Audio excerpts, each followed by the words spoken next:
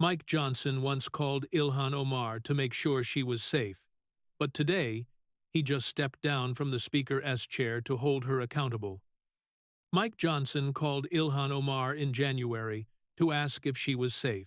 In April, he stepped down from the Speaker's chair, walked to the floor of the House, and called for her censure. 233 members voted yes.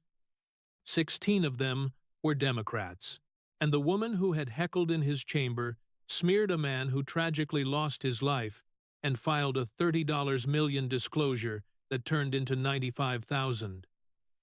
Watched the names on the board above his chair turn green, one by one, until even the name she had not expected, Nadler, turned green too. You want to censure the American dream, Mr. Speaker? Censure the refugee? Censure the immigrant? History will judge who was censured and who did the censuring. Ilhan Omar was pointing at the Speaker's chair when she said it. Mike Johnson was already unbuttoning his jacket. He was already standing. And 412 members of the United States House of Representatives stopped what they were doing and watched. Because speakers do not step down from the chair to address the floor, speakers preside. When a speaker walks to the well, someone is about to hear something that cannot be taken back. What you are about to hear is the Speaker of the House, the man who called Ilhan Omar after she was attacked to ask if she was safe, stepping down from his own chair to tell her that his patience has run out. Smash that like button and subscribe. The phone call was January. The censure is today. And the distance between kindness and accountability is shorter than you think. Omar had requested time to defend herself before the vote. Johnson had granted it. That was the kind of thing Johnson did. Grant requests, follow procedure, extend courtesy to colleagues who would not extend it back. And Omar had accepted the courtesy the way she accepted everything from the Republican side of the aisle, which was to say, she accepted it and then used it as a weapon. She stood at the lectern in the well of the House. Mr. Speaker, members of the House, I stand here today because the Republican Party has decided that silencing a Muslim woman is more important than governing this country. Her voice filled the chamber.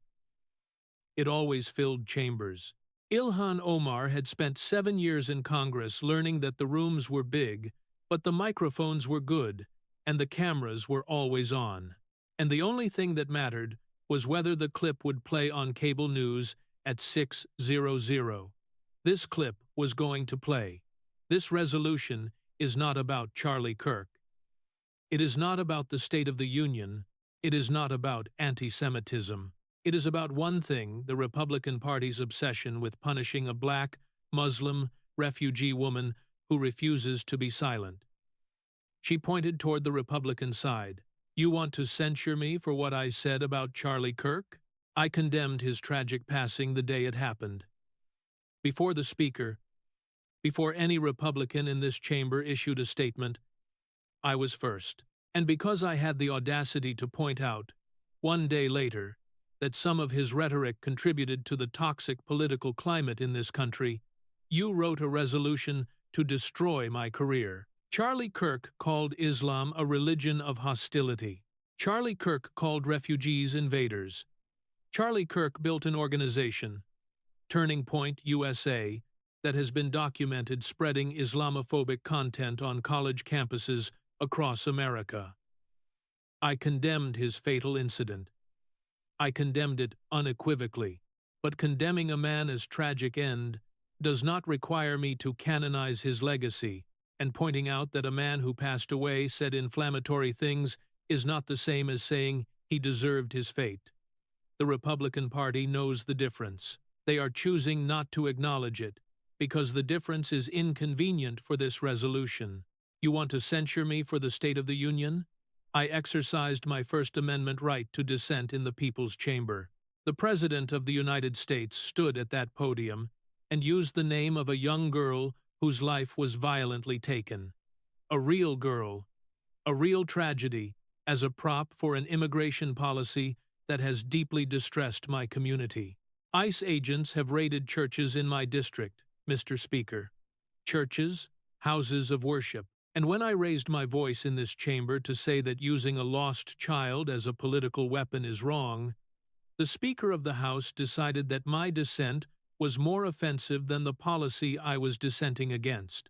That is what this chamber was built for. Not silence, not obedience, not standing ovations on command. Dissent. The right to say no when the powerful do wrong. And if the Speaker of the House cannot tolerate dissent in his own chamber, then perhaps the Speaker does not understand what this chamber is for. She turned to face Johnson directly. Mr. Speaker, you represent Louisiana, a state that ranks last in education, last in health care, near last in every measure of human quality of life. You have been Speaker for 2.5 years, and Louisiana has not moved one spot in any ranking, not one. And yet here you are, spending the people's time, censuring the people's representative because she talks back. I am the American dream, Mr. Speaker, and you are trying to censure the American dream because it has an accent you don't like. Rashida stood and applauded. 14 Democrats joined her. The gallery stirred. Johnson, in the Speaker's chair, watched Omar the way he had watched her for 2.5 years. The way he had watched her heckle the president. The way he had watched her take selfies at Columbia. The way he had watched her file a financial disclosure that said $30 million and then change it to $95,000. He had watched all of it from the chair, and he had been patient, and now he designated a speaker pro tempore, stood up, and walked down the 3 steps from the rostrum to the floor of the House. The 412 members went quiet. Members of the House, I want to begin with something that happened in January, something private, something I have not discussed publicly until today. Johnson's voice was not loud. It was never loud.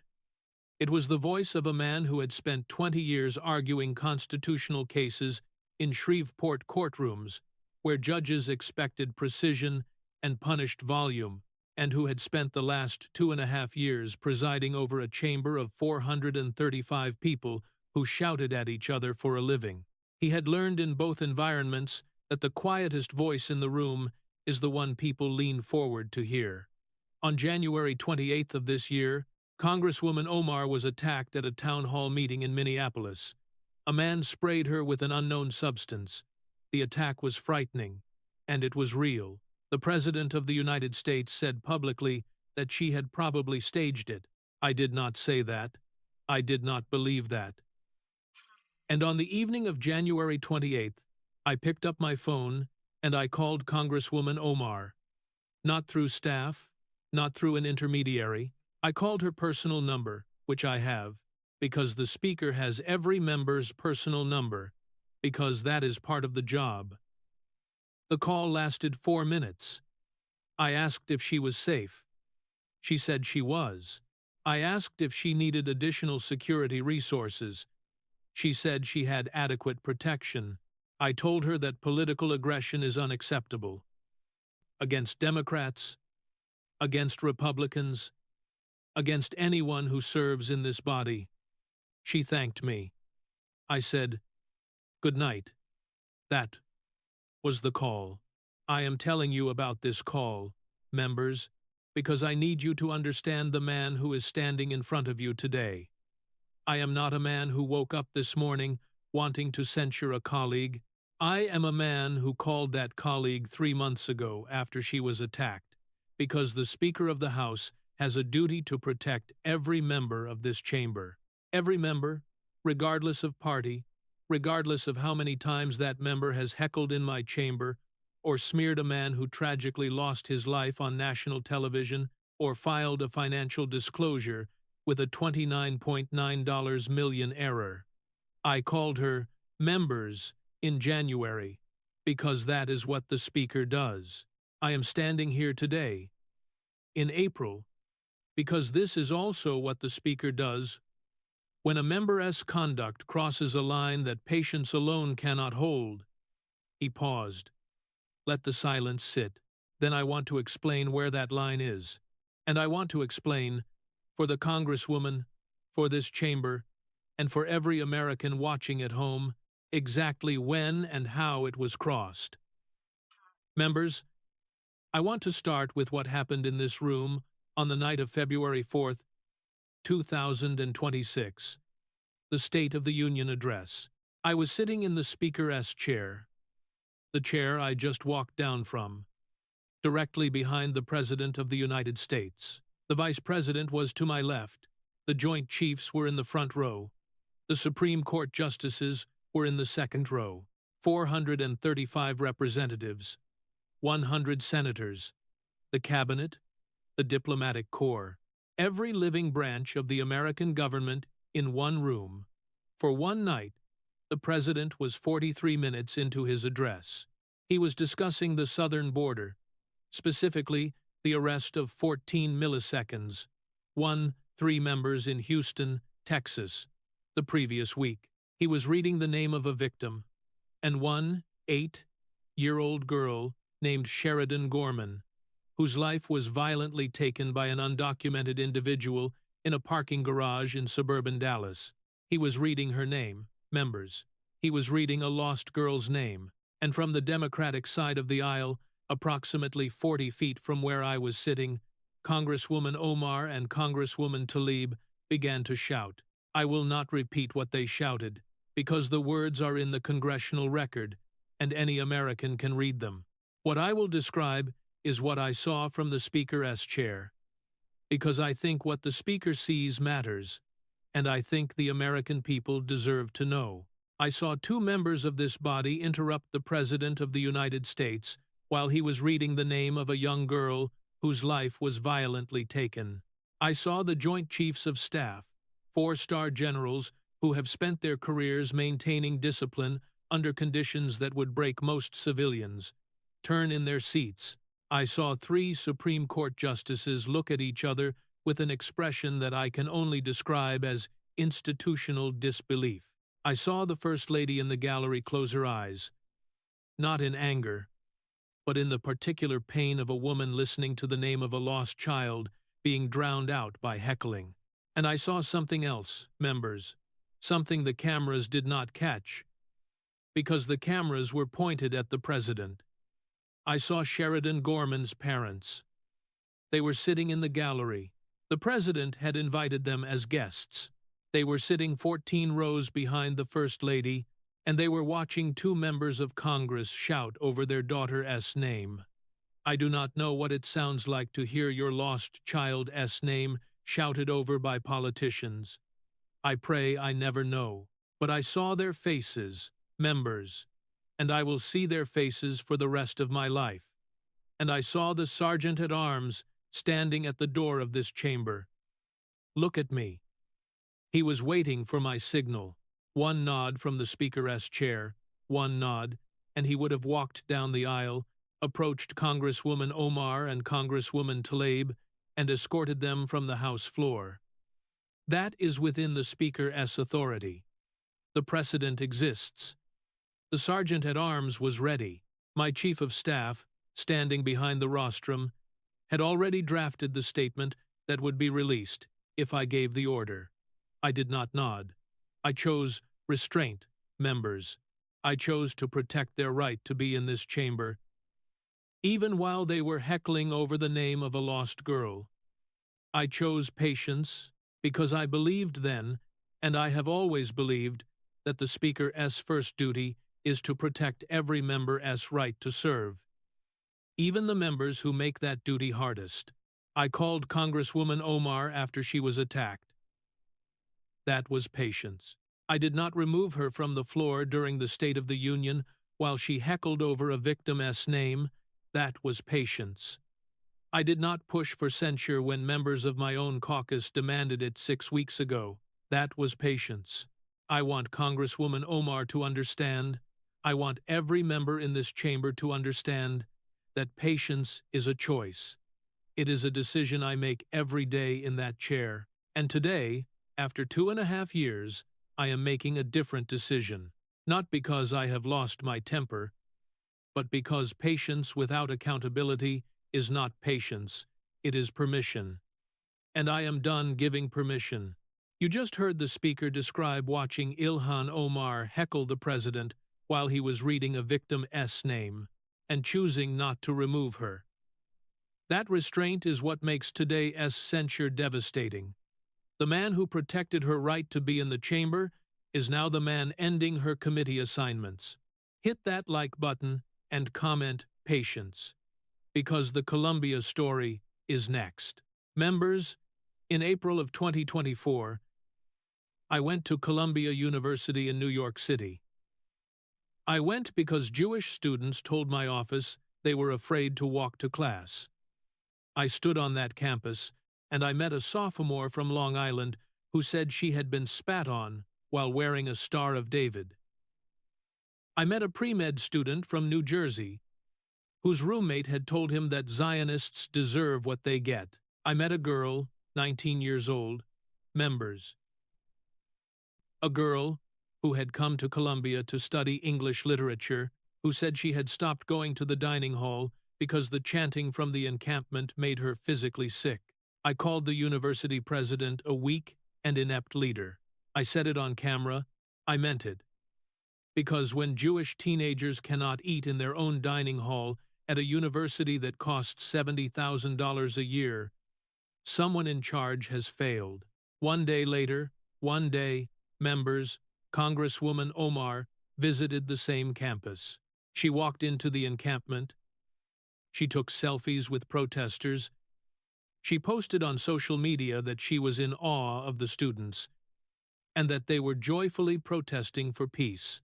Joyfully protesting for peace, Congresswoman, while a 19-year-old Jewish girl was skipping meals because the chanting made her sick. I also want to note, and I think the American people will find this relevant, that Congresswoman Omar's own daughter, Isra, was a student at Barnard College, Columbia's affiliate.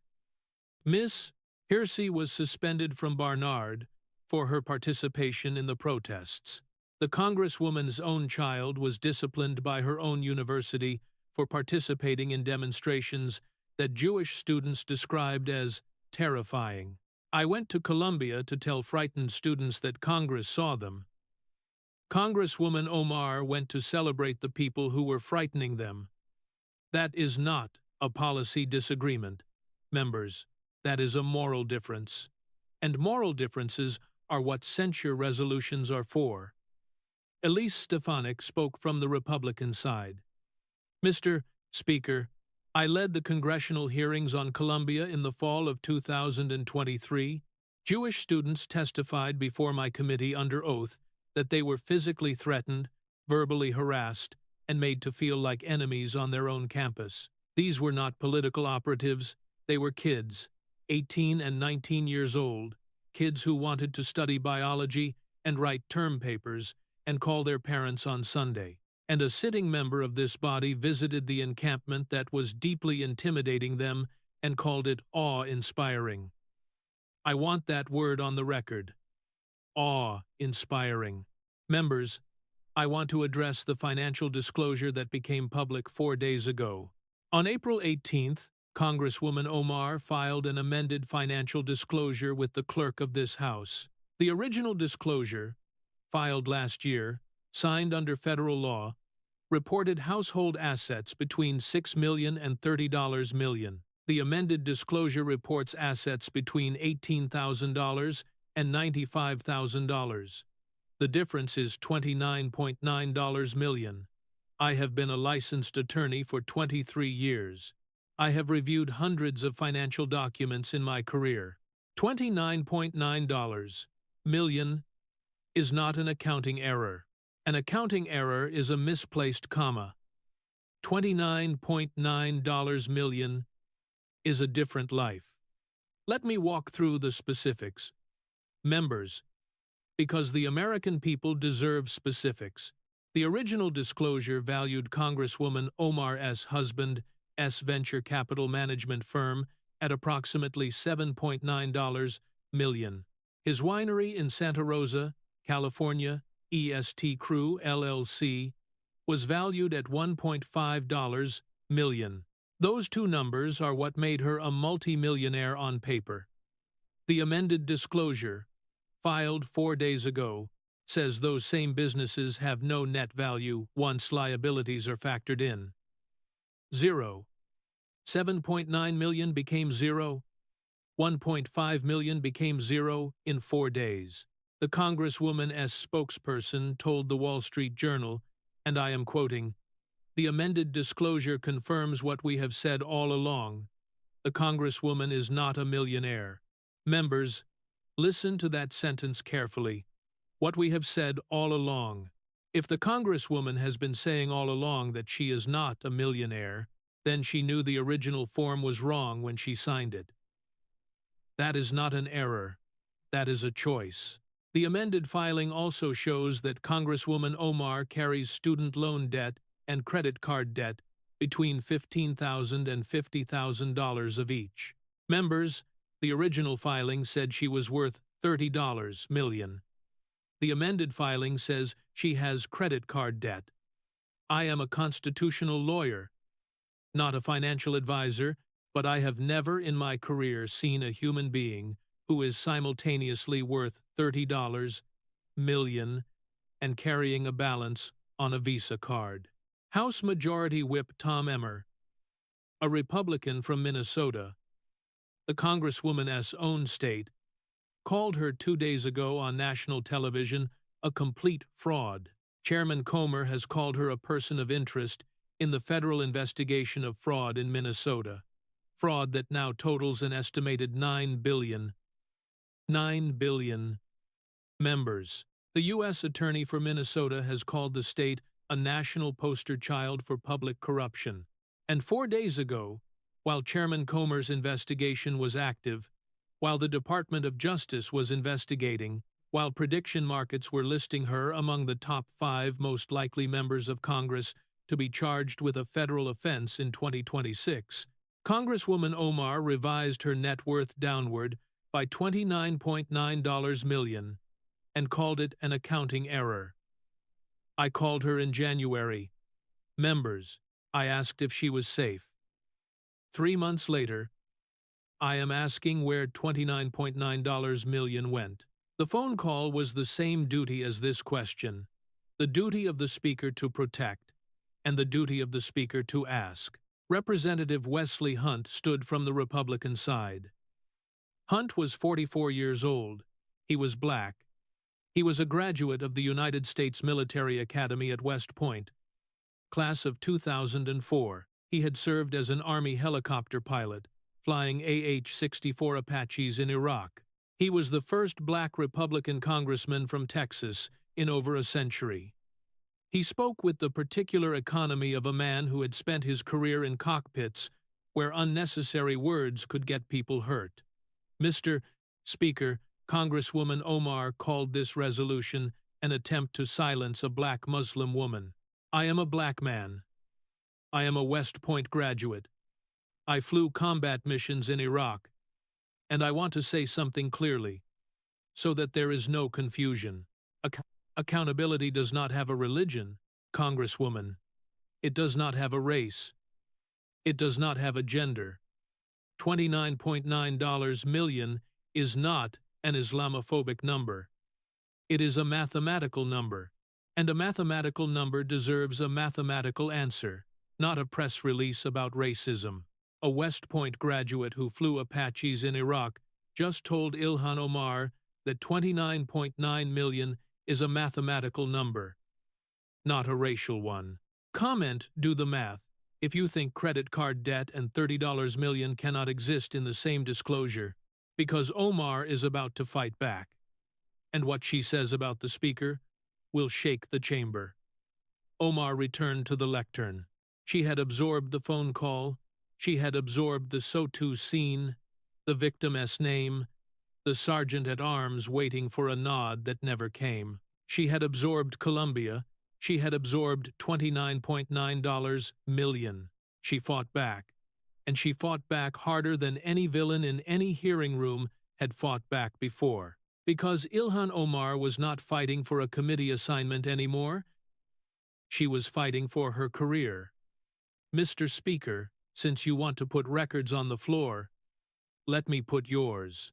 You spent your career at the Alliance Defending Freedom, an organization the Southern Poverty Law Center has designated a controversial extremist group for its decades-long campaign against LGBTQ Americans. You personally argued cases to keep same-sex marriage illegal. You personally argued cases to restrict women's reproductive rights. You supported the Dobbs decision that stripped bodily autonomy from 50 million American women. You have supported book bans in public schools. You have called America a Christian nation, which, Mr. Speaker, the First Amendment says it is not. And you, a man whose organization was designated a controversial extremist group, stand in the well of this House and lecture me about tolerance? Let me tell you something else, Mr. Speaker. You mentioned Columbia. You mentioned Jewish students. Let me remind this chamber who is actually threatening Jewish Americans in this country, not college students with signs, not a congresswoman who criticizes Israeli government policy. The actual threats are the extremists who marched in Charlottesville chanting, "Jews will not replace us." The man who walked into the Tree of Life synagogue in Pittsburgh and ended the lives of 11 Jewish worshippers. The man who held hostages at Beth Israel Synagogue in Colleyville, Texas. Those are threats to Jewish Americans, Mr. Speaker. Real threats from real perpetrators, not from a Muslim congresswoman who disagrees with a foreign government's military policy. And since you mentioned the State of the Union, I dissented, Mr. Speaker. I dissented because the President of the United States has called Somali refugees animals. He has called my constituents, people who fled war and famine and built lives in America, animals. And when he stood at that podium and used a lost girl's name to justify his immigration crackdown, I raised my voice, because that girl's passing was a tragedy, but using her tragedy as a prop for a policy that treats my community as criminals is also a tragedy. And someone in this chamber needed to say so. And one more thing. You talked about your net worth, $500,000. You are one of the poorest members of this body. I do not mock that. But I think it explains why you cannot imagine that an immigrant, a refugee, can build a life in America without committing fraud. Because in your experience, Mr. Speaker, people like me do not succeed. People like me are supposed to stay grateful and stay quiet and stay poor. I am not poor. I am not quiet. And I will not be made small by a man from Shreveport whose imagination stops at the parish line. Talib stood. 21 Democrats stood for 25 seconds. The chamber's energy belonged to Omar. The ADF attack was real. Charlottesville was real. Pittsburgh was real. The animals, quote, was real. The net worth contrast was real. She had thrown everything she had, and everything she had was specific, documented, and sharp. For 25 seconds, 412 members were not sure what the speaker was going to say. Johnson walked back to the lectern slowly, the way a man walks when he has heard something that hurt and is deciding how to carry the hurt, not whether to respond, but how to respond, without losing the thing that makes the response worth hearing. Congresswoman, that was powerful. I want to respond to all of it. The Alliance Defending Freedom. I worked there for 12 years, arguing religious liberty cases. Cases that protected the right of people of all faiths, including Muslims, to practice their religion without government interference. The Southern Poverty Law Center's designation is their opinion. The voters of Louisiana have heard that opinion and sent me to Congress 4 times. I respect the SPLC's right to disagree with me. I do not accept their right to define me. That is a policy disagreement. I will debate reproductive policy in a policy hearing. This censure is not about reproductive policy. Charlottesville, Pittsburgh, Colleyville, Congresswoman, I mourned those attacks, every one of them. I mourned the 11 souls at Tree of Life. I mourned the hostages at Beth Israel. I condemn extremist violence with every fiber of my faith, and I have done so publicly on the record every time it has occurred. But Congresswoman, and I need you to hear this, because I believe it is the most important thing I will say today. His voice dropped quieter, the voice a preacher uses when the sermon reaches the part that costs something to say. Mourning violence does not give you license to commit a different kind of violence. You invoked Charlottesville, you invoked Pittsburgh, you invoked Colleyville. I mourned all three. I wept for the 11 souls at Tree of Life who lost their lives while they prayed on a Saturday morning. I will mourn them until I die. But mourning the loss of Jewish worshippers in a synagogue does not give you the right to take selfies with people who chant from the river to the sea while Jewish students lock their dormitory doors. Condemning the fatal attack on Charlie Kirk on September 10th does not erase what you said about him on September 11th and September 12th. Saying political aggression is unacceptable on Monday does not give you permission to commit the violence of character assassination on Tuesday. There is a violence that does not draw blood, Congresswoman, a violence that uses words instead of weapons, a violence that uses social media posts and cable news interviews and selfies at protest encampments where teenagers are afraid to eat in their own dining hall. And that violence, the violence of a public servant who mourns with one hand and smears with the other, that is what this resolution addresses. You said, I cannot imagine a world where a refugee succeeds. Congresswoman, I can imagine that world. I represent that world. There are Vietnamese families in Shreveport who came to Louisiana with nothing and built restaurants and grocery stores and sent their children to LSU. There are Mexican families in my district who started landscaping businesses and now employ 30 people. I see immigrant success every week. I celebrate it. I am proud of it. What I cannot imagine is a world where a member of Congress files 2 financial disclosures, one saying $30 million and one saying $95,000, and expects the rest of us to nod and call it arithmetic.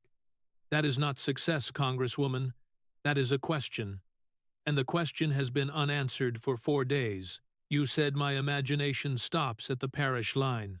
Congresswoman, my imagination stops where the math stops making sense. And $29.9 million stopped making sense the moment you signed the amended form. I don't resent your success, Congresswoman. I question its arithmetic. And I question it because I called you in January after you were attacked and I asked if you were safe. I extended the courtesy of the Speaker's office to you, and in return, you heckled in my chamber over a lost girl's name. You smeared a deceased man on television while his wife chose a casket. You celebrated the harassment of Jewish students one day after I stood with them, and you filed a document with a $29.9 million discrepancy and called it arithmetic. I was patient, Congresswoman. I was patient for 2.5 years. I was patient because my faith teaches me that patience is a virtue, and my father taught me that patience is a discipline, and my experience as Speaker has taught me that patience is the only thing that keeps this institution from tearing itself apart. But patience without accountability is not a virtue, Congresswoman. It is not a discipline. It is not institutional stewardship. Patience without accountability is permission. And the Speaker of the House, the person who sits in that chair, who presides over this chamber, who holds the gavel that I am about to use to call this vote, the Speaker does not have the luxury of giving permission indefinitely. I called you in January. That was the Speaker's duty of protection. I am standing here in April. That is the Speaker's duty of accountability. They are not contradictions. They are the same duty. And a Speaker who offers one without the other is not doing his job. I will not fail the chair. I will not fail this institution, and I will not fail the American people who sent me here to protect it. I don't resent your success. I question its arithmetic and patience. Without accountability is not a virtue. It is a failure of the chair. The speaker just delivered 2 lines that will be quoted for years.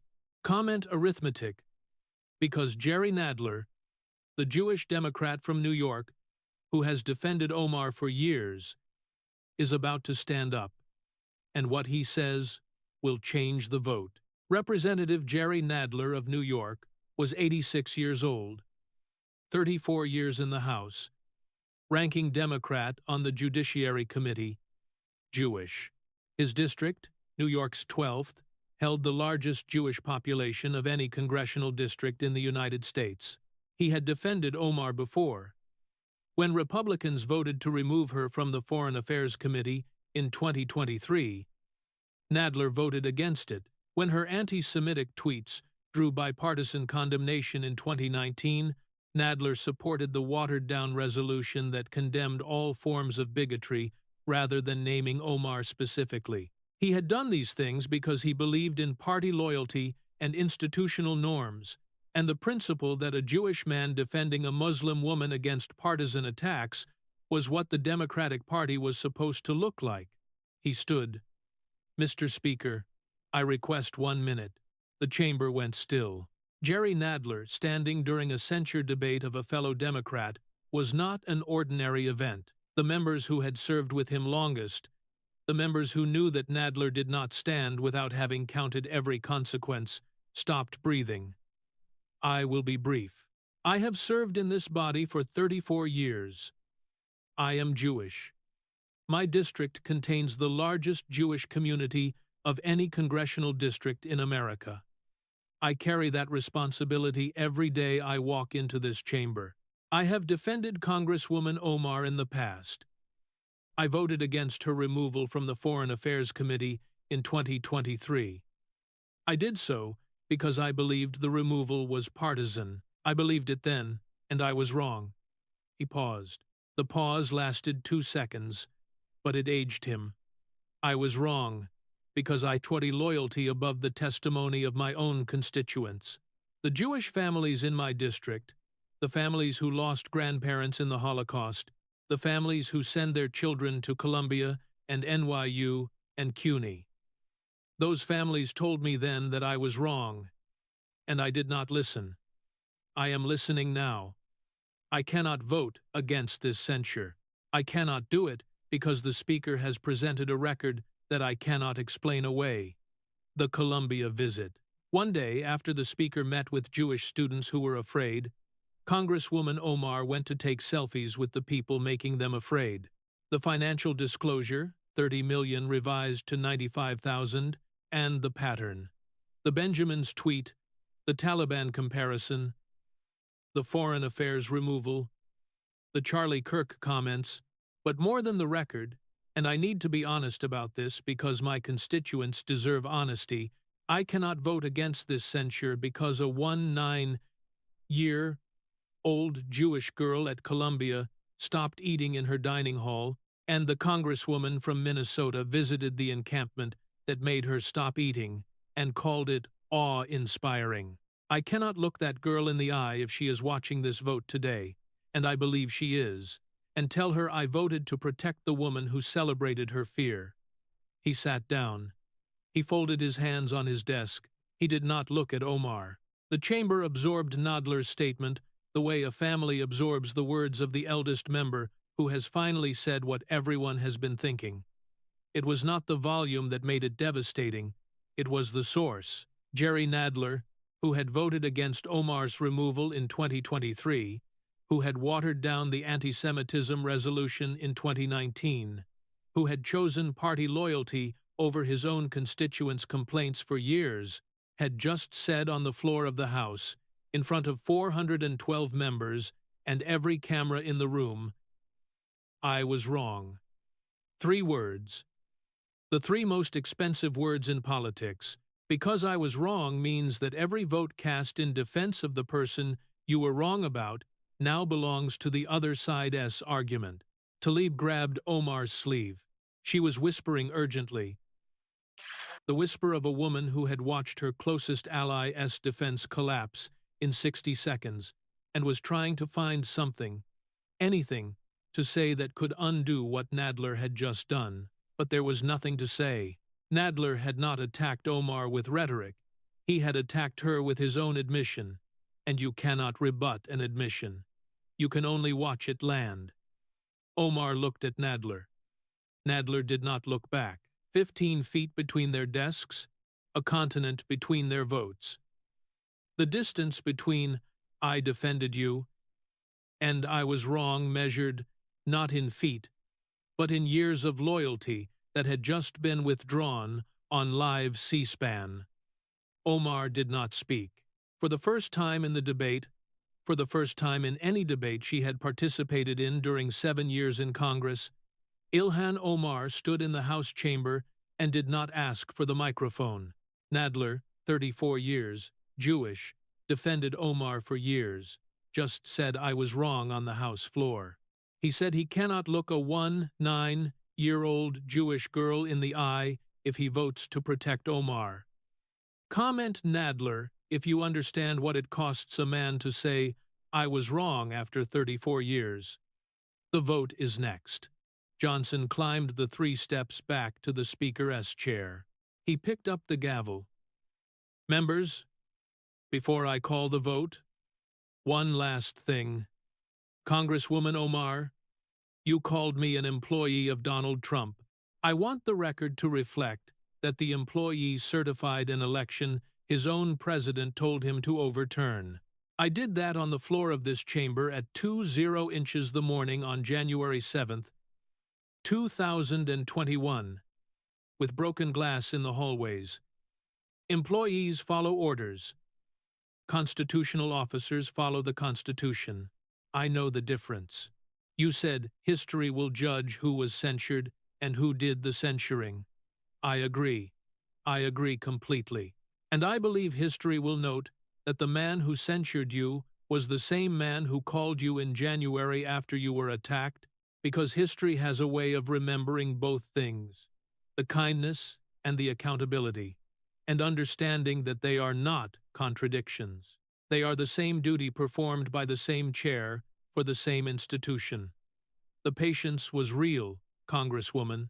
The phone call was real, and this vote is real. He raised the gavel. The question is on adoption of House Resolution 713. The clerk will call the roll. The electronic voting board above the rostrum lit up green for yes, red for no. 40 feet wide, every member's name in alphabetical order, 435 small lights, waiting to declare themselves. Republican names turned green immediately, a cascade of green lights down the right side of the board in the first 30 seconds. 217 names committing to censure with the speed of a caucus that had made its decision before the debate began. Democratic names turned red. Red. Red. The party line was holding.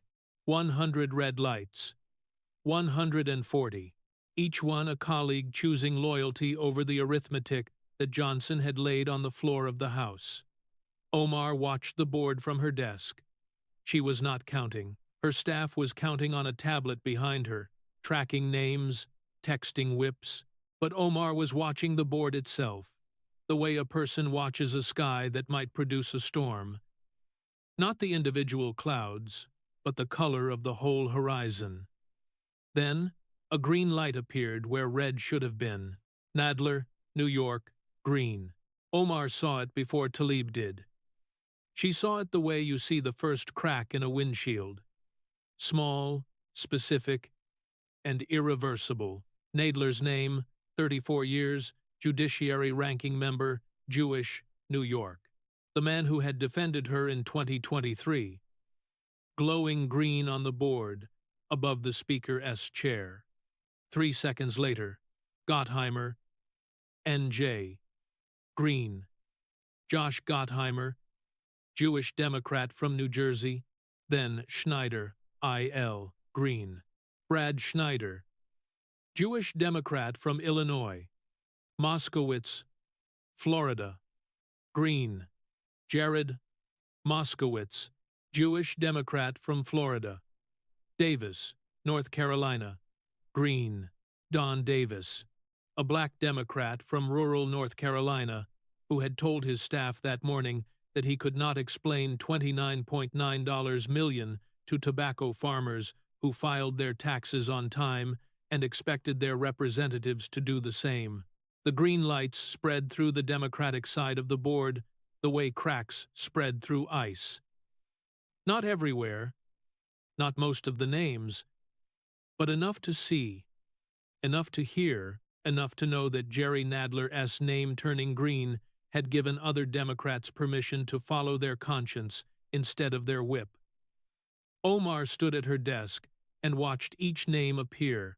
Each green light was a colleague who had decided in the privacy of the electronic voting system, where nobody had to raise a hand or meet anyone's eyes, that the phone call in January and the arithmetic in April and the PANA 1-9-year-old Jewish girl who stopped eating in her dining hall were louder than the caucus whip's text message asking them to hold the line. The final count, 233 to 197. 16 Democrats crossed over. The speaker banged the gavel. On this vote, the yeas are 233, the nays 197. The resolution is adopted. The representative from Minnesota is censured. Omar stood at her desk for 8 seconds after the gavel fell. She looked at the board. She looked at the 16 green Democratic names. She looked at Nadler, NY, still lit in green, still visible, still there. Then she picked up her folder. She walked up the center aisle of the House, past the desks, past the colleagues who did not meet her eyes, past the mace on its green marble pedestal. There are no side doors in the House chamber. There is one entrance and one exit. Everyone who leaves walks past everyone who stayed. The chamber watched her walk, 412 members, the gallery, the cameras, the mace, which had been on its pedestal since 1789 and had seen members censured before and would see members censured again, and did not care about any of it, because the mace is made of silver and ebony and has no opinions and no patience and no memory of phone calls in January. Mike Johnson called his father at 8:30 that evening. Pat Johnson was 79, retired from the Shreveport Fire Department after 27 years, injured in the line of duty in 1984, structural collapse during a warehouse fire on Uri Drive, walked with a limp ever since, drew a disability pension of $1,600 a month, lived in the same 3-bedroom house in Shreveport where Mike had grown up. Michael, hey Dad, I watched on C-SPAN, your sister set it up on the iPad, watched the whole thing. And Pat Johnson was quiet for a moment. Not the quiet of a man searching for words. The quiet of a man who had found the words and was deciding whether they needed to be said or whether his son already knew them. You stepped down from the chair. Yes, sir. Walked to the floor. Yes, sir. Said what you had to say. I tried. Then you walked back up and did your job. Yes, sir. That's what we do, Michael. We go in, we do the work, we come out, and we don't talk about it at the bar afterward. Yes, sir. Your mother would have been proud. Johnson's mother had died in 2019. She had never seen him become Speaker.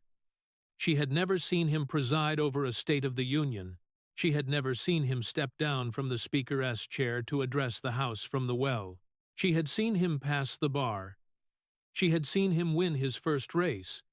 She had told him the night he was elected that she didn't understand politics. But she understood her son, and her son was a good man. Thank you, Dad. Michael? Yes, sir. That arithmetic line. Which one? I don't resent your success. I question your arithmetic. That was good. Thank you. Your mother would have said it shorter. How? Show me the receipts, honey. Done. Johnson laughed. The laugh echoed in the Speaker's office at 8:30 on a Wednesday night, and for a moment the office, which was bigger than any room in the house he'd grown up in, felt exactly the right size. "Go to sleep, Michael. You have a 7:00 tomorrow." "Yes, sir. Good night, Dad." "Good night, son." He hung up. He sat in the office for another minute. The Washington Monument was lit up outside the tall windows.